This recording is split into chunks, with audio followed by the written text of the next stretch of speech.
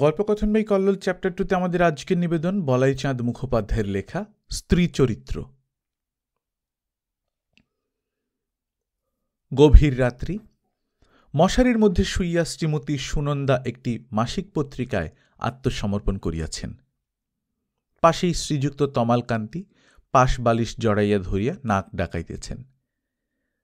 বলা বাহুল্য হইলেও বলিব, উহারা স্বামী স্ত্রী। 1 বৎসর হইল বিবাহ হইয়াছে, সন্তানাদি এখনো কিছু হয় নাই। সুনন্দা রোজই এইরূপ করে, অর্থাৎ শুইবার সময় একখানা বাংলা বই লইয়া মাথার শিয়রে আলো জ্বালাইয়া বিনিদ্র নয়নে পড়িতে থাকে। তমালকান্তিও রোজ এইরূপ করে, অর্থাৎ নির্বিবাদে ঘুমায়।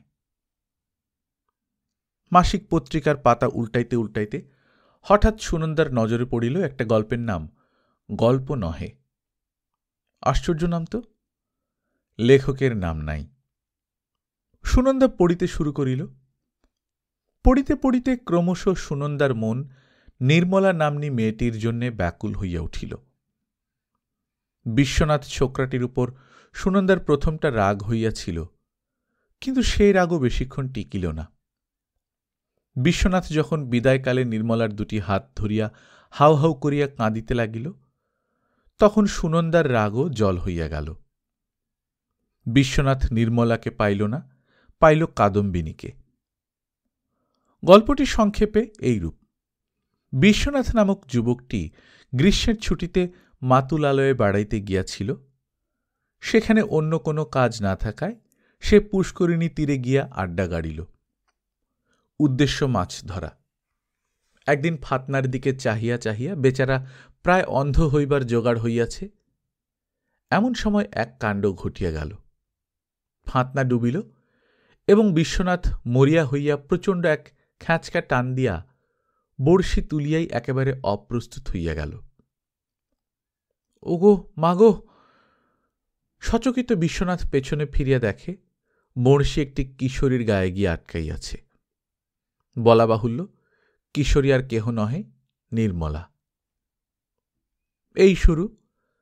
তাহার পর ভদ্রভাবে যত প্রকারে প্রেমালাপ করা সম্ভব তাহা ইহারা করিয়াছে এবং করিত, যদি না বিশ্বনাথের মাতুল রঙ্গমঞ্চে অবতীর্ণ হইতেন। মাতুল মহাশয় তাহার সুপ্রচুর গুম্ফরাজির অন্তরালে ঈষদ্ধাস্য করিয়া ব্যাপারটাকে যৌবনসুলভ বাতুলতা বলিয়া উড়াইয়া দিলেন এবং প্রতিষেধকস্বরূপ কাদম্বিনী প্রয়োগ করিয়া বসিলেন। বিশ্বনাথ প্রথমটা রুখিয়া দাঁড়াইয়াছিল, কিন্তু বেচারা একা কি করবে? সে বড়জোর মাতুলকে ঠেকাইয়া রাখিতে পারে, কিন্তু সমস্ত সমাজকে ঠেকানো তাহার সাধ্যাতীত।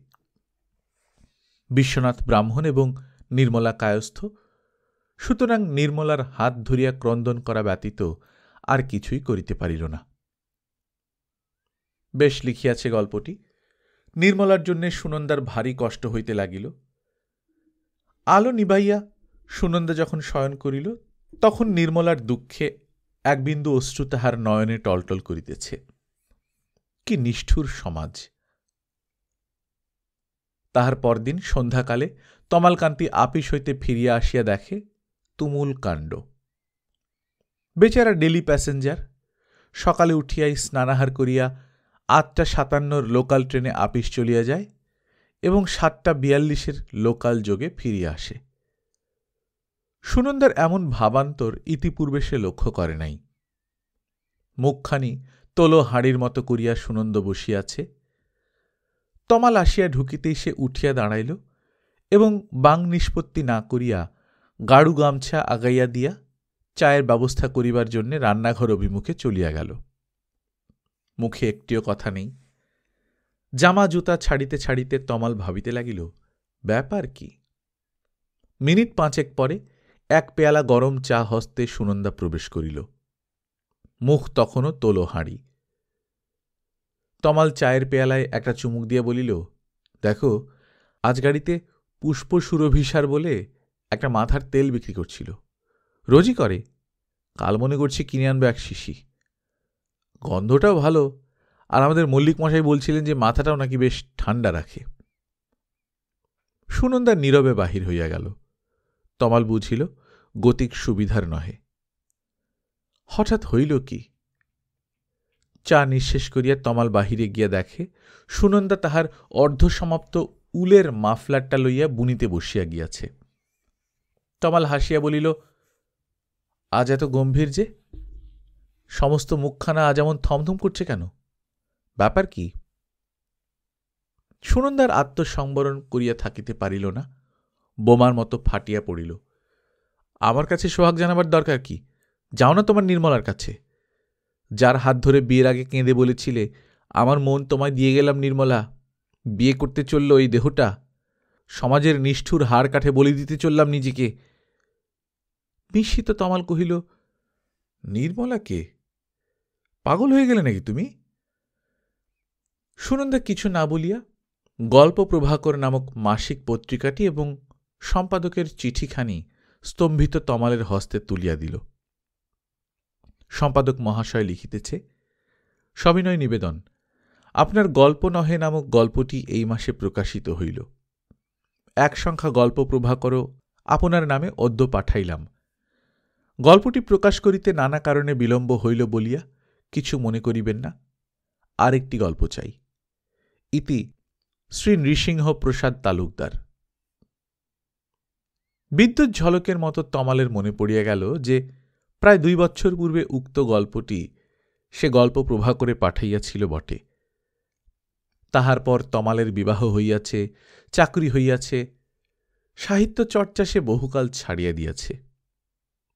এই গল্পটির কথা সে ভুলিয়াই গিয়াছিল। আজ হঠাৎ কি আকস্মিক বিপদ! আমতা আমতা করিয়া তমাল বলিল, ওটা একটা গল্প লিখছিলাম বটে, সে অনেকদিন আগে, কিন্তু তাতে হয়েছে কি? গল্প? তুমি তো নিজে লিখে দিয়েছ, গল্প নহে। তমাল একটু হাসিবার চেষ্টা করিয়া বলিল, ওটা একটা স্টাইল, বুঝলে কি না? সুনন্দা কিছুই বুঝিল না, বুঝিতে সে চায়ও না। নির্মলার ঠিকানাটা জানিতে পারিলে একবার গিয়া দেখিত মেয়েটি কেমন রূপসী, স্বামী যেরূপ লিখিয়াছেন ঠিক সেই রূপ কিনা। ঈর্ষায় তাহার সমস্ত অন্তর পুড়িতে লাগিল, অথচ কয়েক ঘণ্টা পূর্বেই নির্মলার দুঃখে সুনন্দার চোখে জল আসিতেছিল। গল্পকথন বাই কল্লোল চ্যাপ্টার 2তে আপনারা শুনছিলেন বলাই চাঁদ মুখোপাধ্যায়ের লেখা স্ত্রী চরিত্র। আমরা নিয়মিত গল্প পাঠ করে শোনাচ্ছি। আপনারা যারা প্রথমবার মতো শুনছেন, কাইন্ডলি সাবস্ক্রাইব করে নেবেন। গল্প পাঠ ভালো লাগলে বন্ধুদের সঙ্গে শেয়ার করবেন। নিজে ভালো থাকবেন, আশপাশের লোকজনকে ভালো রাখবেন। টাটা।